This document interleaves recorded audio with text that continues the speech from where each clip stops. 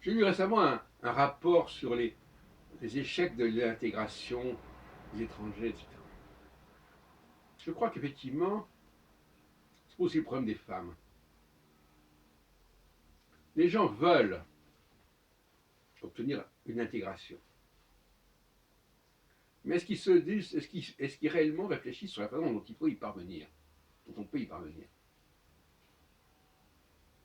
Alors l'autre jour, on parlait encore des cinémas, il y a une dame, ça a été d'ailleurs filmé, je crois, qui disent que, par mes soins, qui disait ah oui, mais si les femmes n'ont pas réussi dans le domaine du cinéma, c'est parce on les a pas laissées.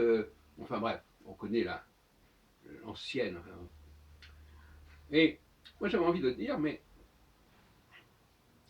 quand on veut résoudre un problème, comme si les gens n'arrivent pas à réussir dans certains domaines, ou en tout cas pas à un certain niveau, vous vous demandez pourquoi. Il y a deux façons de faire. Soit on dit ah on leur a pas donné leur chance, on les a pas laissés, on leur a pas, voilà, je sais pas quoi, on les a pas aidés, on les a pas aidés. Mais ça veut dire quoi, pas aidés? Non, le problème est là. Si quelqu'un a un handicap, alors quelque part, si quelqu'un n'arrive pas à faire quelque chose, c'est quelque part il a un problème. Il a un problème.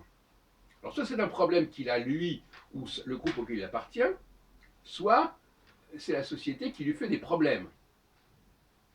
C'est gentil de dire c'est la société, voilà.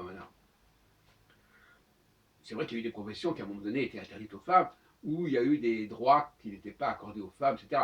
Mais de là à expliquer pourquoi il n'y a pas de grandes femmes compositeurs ou cinéastes, ça ne tient pas debout. Alors, moi, je vous dirais franchement mon avis là-dessus. Je connais bien la psychologie des femmes, et je connais leurs problèmes. Et si j'aurais des conseils à leur donner, je leur dis, voilà, si évitez de faire ceci, évitez de faire cela. Prenez quelqu'un, par exemple, qui a des problèmes de poids. Problème de poids.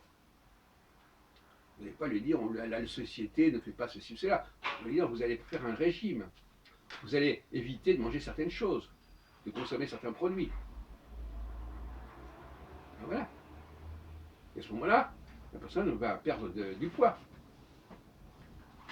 Dans le cas des femmes, est-ce qu'on leur conseille de changer leur mode de fonctionnement, leur façon de parler, leur façon de s'exprimer, de communiquer?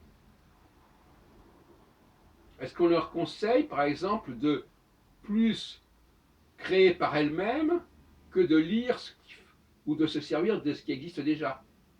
Il y a des tas de choses. Moi, si j'avais une fille, je pourrais lui donner des tas de conseils d'éviter ceci, d'éviter cela, pour développer éventuellement des choses.